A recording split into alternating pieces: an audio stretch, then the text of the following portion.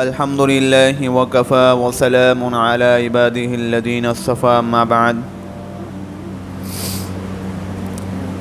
فأعوذ بالله من الشيطان الرجيم بسم الله الرحمن الرحيم وتوبوا إلى الله جميعا أيها المؤمنون لعلكم تفلحون.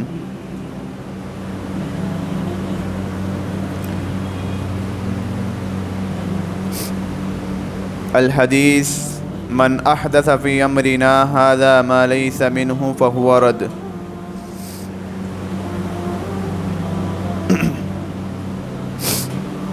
برادران محترم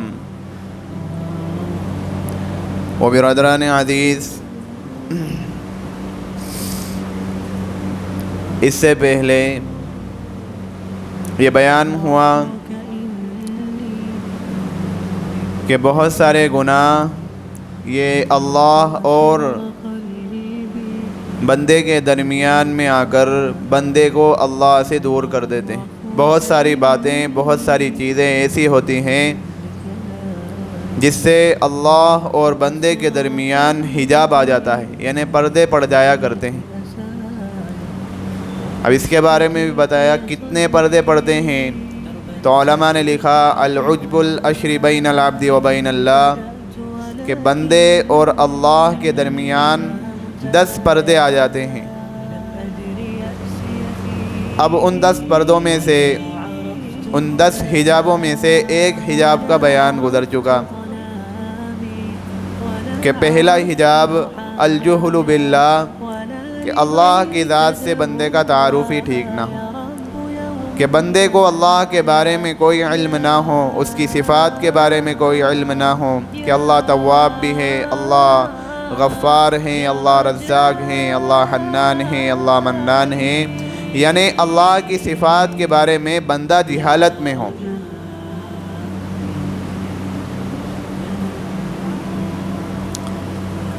تو یہ پہلا پردہ کہ جس کا بیان اس سے پہلے جمعے میں گزر چکا. دوسرا پردہ، دوسرا حجاب جو اللہ اور بندے کے درمیان پڑ جاتا ہے، وہ کیا ہے؟ وہ بدعت کا ارتکاب ہے. بدعت کا ارتکاب ہے کہ بعض دفعہ ایسا ہوتا ہے کہ ہم ایک چیز کو، ایک نیا کام کہ اس کو سمجھ رہے ہوتے ہیں کہ اس میں خیر ہے. اب اس نئے کام کو دین سمجھ کر، دین کا حصہ سمجھ کر، ثواب کی امید لگا کر ہم اس کو کر رہے ہوتے ہیں، حالانکہ نہ وہ دین ہوتا ہے، نہ دین کا حصہ ہوتا ہے، اور نہ ہی اس پر شریعت کی طرف سے کوئی ثواب ہوتا ہے. اب وہ ہوتی ہے بدعت. امام ربانی حضرت مجدد الفسانی رحمۃ اللہ علیہ، یہ سلسلہ نقشبندیہ کے امام ہیں، تو انہوں نے اپنی کتاب میں بدعت کے بارے میں بڑا رد کیا ہے کہ جس کی وجہ سے انسان حیران ہو جاتا ہے کہ کیا عجیب باتیں انہوں نے لکھی. انہوں نے لکھا کہ جو قوم بدعت کی مرتکب ہوتی ہے تو اس کے مقابلے کی ایک سنت کو اللہ اس قوم میں سے ہمیشہ کے لیے اٹھا لیا کرتے ہیں، یعنی وہ قوم ہمیشہ کے لیے ایک سنت سے محروم ہو جاتی ہے. حدیث پاک میں آتا ہے من وقر صاحب بدعت فقد اعان علی عدم الاسلام، کہ جس نے بدعتی کی تعظیم کی تو اس نے اسلام کو گرانے میں مدد کی. ایک حدیث میں آتا ہے، حضرت عائشہ صدیقہ رضی اللہ عنہا کی روایت ہے کہ من احدث فی امرنا ھذا ما لیس منہ فہو رد، کہ جس نے ہمارے دین میں کوئی نئی بات ایجاد کی، جس نے ہمارے دین میں کوئی نئی بات ایجاد کی جو اس میں نہیں تھی، جو دین میں نہیں تھی، تو وہ مردود ہے. اب کوئی بھی نیا کام جس کو دین کا نام لے کر کیا جائے، دین سمجھ کر کیا جائے، دین کا حصہ بنا کر کیا جائے، اس پر ثواب کی امید لگائی جائے، تو وہ کام بدعت ہوتی ہے. بدعات کے راستے تو اللہ نے بند کر رکھے ہیں، لیکن بندہ خود بدعات کے راستوں کو ہموار کرتا ہے، بندہ خود بدعات کو کھولتا ہے، بدعات کے راستوں پر چل رہا ہوتا ہے۔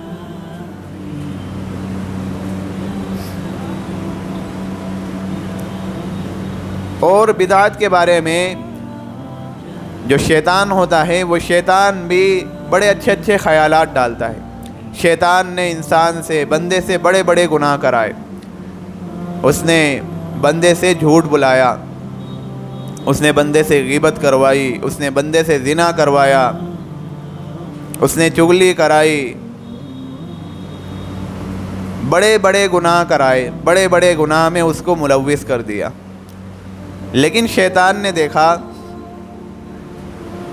کہ ایک وقت ایسا آتا ہے کہ اس کے دل میں احساس ہو جاتا ہے کہ میں نے گناہ کیا ہے، پھر یہ اللہ کے در پر آ کر یہ معافی تلافی کرتا ہے، توبہ تائب ہو جاتا ہے، اور پھر اللہ بھی وہ ذات ہے کہ اتنے غفور الرحیم ہیں، اتنے رحیم و کریم ہیں کہ اللہ فوراً اس بندے کو معاف فرما دیتے ہیں۔ تو پھر تو میری محنت بالکل رائگاں چلی جاتی ہے، میری محنت بالکل رائگاں چلی جاتی ہے کہ میں نے ایک بندے کو بہکانے کے لیے اتنی مدد کی کہ اس کو جھوٹ میں ملوث کر دیا، کہ اس نے جھوٹ کو اپنا مشغلہ بنا لیا، کہ میں نے اس کو غیبت اور چغل خوری میں اس طرح مشغول کیا کہ وہ جہاں کہیں جو کوئی مجلس ہوتی ہے وہ غیبت کرنا شروع کر دیتا ہے، جغلی کرنا شروع کر دیتا ہے۔ تو میں نے اس پر بڑی محنت کی، لیکن اس نے تو توبہ کر لی۔ اب شیطان بڑا بدمعاش ہے، اب اس نے سوچا کہ کیوں نہ بندے کو ایسے گناہوں میں ڈالا جائے، ایسی باتوں میں لگایا جائے کہ جس کو یہ دین سمجھ کر کرے، دین کا حصہ سمجھ کر کرے، ثواب کی امید لگا کر بیٹھے، لیکن نہ وہ دین کا حصہ ہوگا، نہ دین ہوگا، نہ اس پر شریعت کی طرف سے کوئی ثواب ہوگا، بلکہ اور الٹا ایک نیا کام دین کا نام لے کر شروع کرنے کی وجہ سے الٹا وہ گناہ میں پڑ جائے گا۔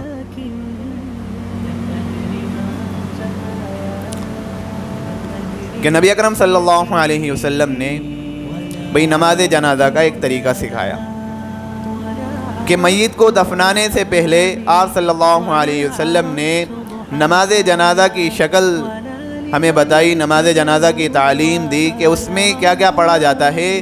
یعنی جو نماز جنازہ ہوتی ہے اصل میں وہ کوئی نماز نہیں ہوتی، نماز تو وہ ہو جو رکوع اور سجود پر مشتمل ہو، اصل میں وہ میت کے لیے دعا ہوتی ہے۔ اب یہ نماز جنازہ میت کے لیے دعا کرنے کے لیے ہم کھڑے ہوئے، نماز جنازہ ہم نے پڑھی۔ اب کچھ لوگ ایسے ہوتے ہیں کہ انہوں نے اس میں ایک نیا کام شروع کر دیا کہ نماز جنازہ پڑھی، پھر فوراً جنازے کے بعد جا کر کھڑے ہو کر ہاتھ اٹھا کر دعا کر رہے ہوتے ہیں کہ بھائی ابھی تو دعا کی، اب یہ دوسری مرتبہ دعا کرنے کا یہ کیا سینس ہے؟ مطلب گویا کہ یہ عمل تو یہ بتانا چاہ رہا ہے کہ نبی اکرم صلی اللہ علیہ وسلم کا یہ طریقہ، میت کے لیے دعا کرنے کا یہ طریقہ نماز جنازہ کی شکل میں یہ طریقہ کمزور ہے، معاذ اللہ۔ اور ہم جو طریقہ ابھی یہ شروع کر رہے ہیں یہ طریقہ قوی ہے کہ اس طریقے کی کرنے کی وجہ سے میت کی مغفرت جلدی ہو جائے گی۔ گویا کہ ہمارا عمل یہ بتلا رہا ہوتا ہے۔ اب اس میں شیطان نے خیالات ڈال دیا کہ بھئی حرج ہی کیا ہے، دو ذہنیت کے لوگ ہو گئے۔ ایک نے تو کہا کہ آپ صلی اللہ علیہ وسلم سے میت کے دفنانے سے پہلے یعنی نماز جنازہ میت کی مغفرت کے لیے دعا کرنے کا جو طریقہ ثابت ہے ہم اس پر رہیں گے، تو جو نماز جنازہ کی شکل ہے اس شکل کے علاوہ کوئی اور شکل ہم اختیار نہیں کریں گے، کہ وہ شکل آپ صلی اللہ علیہ وسلم نے جس کی ہمیں تعلیم دے دی اس شکل کو اختیار کر کے میت کو فوراً ہم دفنا دیں گے۔ اب کچھ لوگوں کی ذہنیت کہ انہوں نے اپنا ایک طریقہ نکال لیا، اپنے دماغ سے بنا لیا کہ نماز جنازہ کے فوراً بعد وہ پھر میت کے پاس جا کر کھڑے ہو کر دعا کرنے لگتے ہیں۔ اب اس میں اگر ان سے منع کرو تو کہتے ہیں حرج کی بات کیا ہے، اس میں حرج ہی کیا ہے؟ یہ جو حرج کا جو فقرہ ہے یہ بڑا خطرناک ہے، جو شیطان نے انسان کے اندر ڈال دیا کہ بھئی حرج کیا ہے اس میں، یہ بھی تو اچھا کام ہو رہا ہے۔ لیکن آپ کے دماغ کی وجہ سے اگرچہ اس میں خیر ہے کہ چلو ٹھیک ہے میت کے لیے دوبارہ دعا ہو گئی، لیکن اب اس پر اتنا اصرار ہو رہا ہے کہ اس کی وجہ سے لڑائیاں ہو جاتی ہیں کہ جہاں پر بدعت کا غلبہ زیادہ ہوتا ہے وہاں پر اگر کوئی منع کر دے کہ نہیں ابھی تو نماز جنازہ ہو گئی، دعا ہو گئی، اب یہ دعا کی کیا ضرورت، تو وہاں پر لڑائیاں ہو جائیں گی۔ تو اتنا اصرار ہمارے ایک نئے کام شروع کرنے کی وجہ سے، تو یہ بدعت ہوتی ہے۔ اب اسی طریقے سے بھئی کھانے میں یہ بہت اعلیٰ بات ہے کہ کھانے میں برکت کے لیے قرآن کا کچھ حصہ پڑھ لیا جائے، یاسین شریف پڑھ لی جائے، لیکن اب اس کو ایک شکل بنا دینا کہ کھانا تیار ہے، دیگ تیار ہے، تمام میں سے تھوڑا تھوڑا کھانا لے لیا جائے، اب اس کو ایک شکل کے مطابق ڈھال کر اس کو اپنے سامنے رکھا جائے اور فاتحہ خوانی کی جائے۔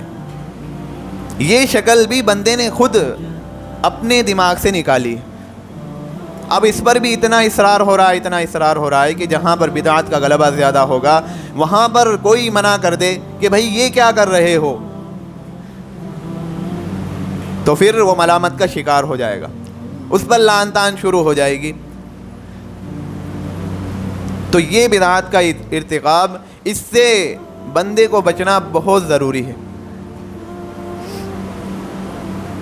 بھئی بدعت وہ پہلے دھیرے دھیرے ہی شروع ہوتی ہے، وہ پہلے تو معمولی ہوتی ہے کہ بندہ اس کو کر رہا ہوتا ہے، وہ سمجھ رہا ہوتا ہے یہ تو خیر کی بات ہے، لیکن جو باطن کی آنکھ رکھنے والے لوگ ہوتے ہیں وہ سمجھ جایا کرتے ہیں کہ یہ نیا کام، یہ فتنہ برپا کر دے گا، اس نئے کام کو روکنا پڑے گا، اس لیے وہ نئے کام کو روکتے ہیں۔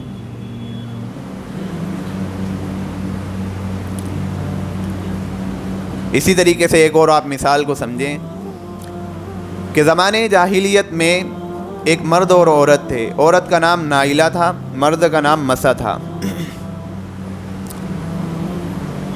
وہ دونوں کے ناجائز تعلقات تھے۔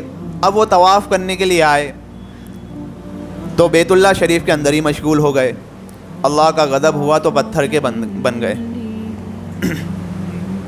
اب اہل مکہ کو جب پتہ چلا کہ انہوں نے ایسی حرکت کی ہے اور اللہ کا غضب ہوا، یہ پتھر کے بن گئے، تو انہوں نے بھی یہ مشورہ کیا کہ ہم بھی ان کو سزا دیں گے تاکہ کوئی دوسرا اس طرح کی بیت اللہ شریف کے اندر حرکت کرنے کی کوشش نہ کرے، ہمت نہ کرے کہ کوئی اس طرح سے حرکت کرے۔ تو انہوں نے بھی مشورہ کیا کہ ہم بھی اس کو سزا دیں گے۔ اب کوئی کچھ رائے دے رہا ہے، کوئی کچھ رائے دے رہا ہے۔ اب ایک نے یہ رائے دی کہ دیکھو حج کا عمل تو قیامت تک جاری رہے گا، ہم کیوں نہ ایسا کریں کہ ایک کو صفا پر رکھ دیتے ہیں، دوسرے کو مروہ پر رکھ دیتے ہیں۔ اب جو حج کرنے کے لیے آئے اور صفا و مروہ کی سعی کرے تو وہ جب صفا پر جائے تو اس کو جھوٹے مارے، مروہ پر جائے تو اس کو جھوٹے مارے، اس طرح قیامت تک اس کو ذلت ملتی رہے گی۔ اب آپ دیکھیں کہ انہوں نے اپنے دماغ سے تو ایک اچھی بات سوچی، لیکن وہ یہ بھول گئے کہ شریعت کے ایک حکم میں ہم ایک نیا کام کا اضافہ کر رہے ہیں کہ جو سعی کا حصہ نہیں تھی لیکن وہ حصہ بن گئی۔ اب پہلے تو ایسا ہوا کہ لوگ آتے، صفا پر جاتے تو اس کو جوتا مارتے، مروہ پر جاتے تو اس کو جوتا مارتے، جس کے پاس جوتا نہ ہوتا وہ لپڑ مارتا۔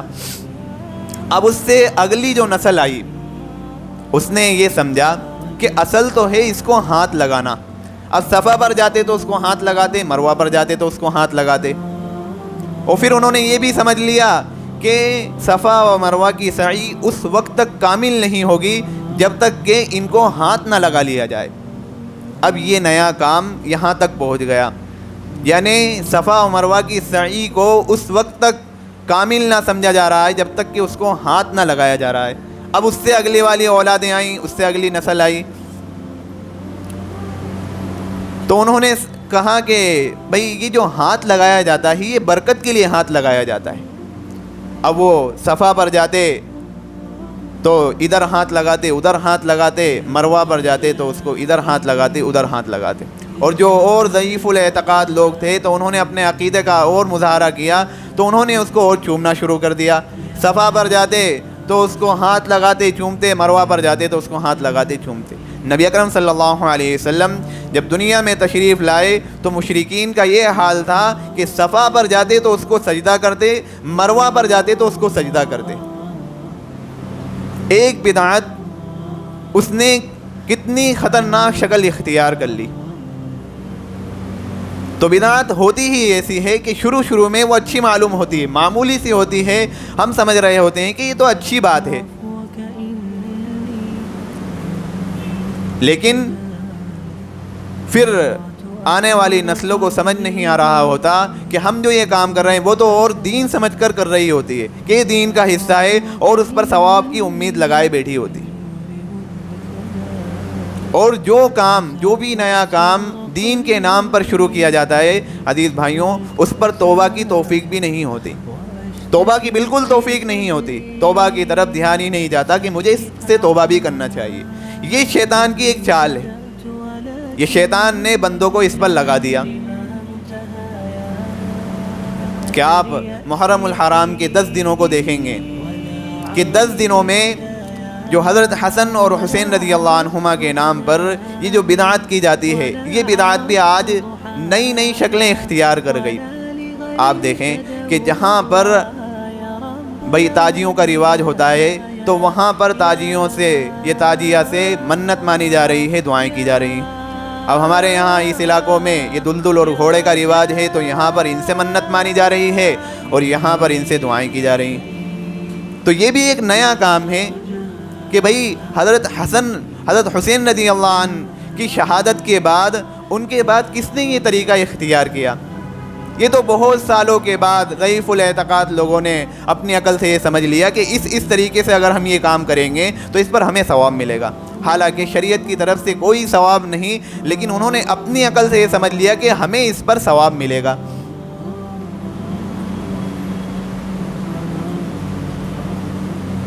اس لیے میرے بھائیوں، ہمارا ہر عمل نبی اکرم صلی اللہ علیہ وسلم کے طریقے کے مطابق ہونا چاہیے، تھوڑا سا بھی ادھر ادھر نہ ہو، تھوڑا سا بھی آگے پیچھے نہ ہو. اور عمل کے قبول ہونے کے لیے یاد رکھیں 2 شرطیں ہیں. وَالْعَمَلِ الصَّالِحِ لَهُ شرطان، کہ عمل کے قبول ہونے کے لیے 2 شرطیں ہیں، ایک اخلاص اور دوسرا مطالبت.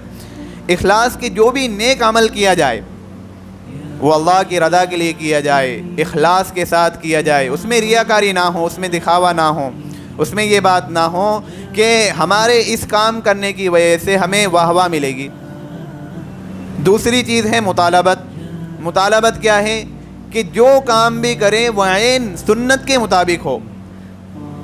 بھائی بدعات کو کتنا ہی خلوص کے ساتھ آپ کر لیں،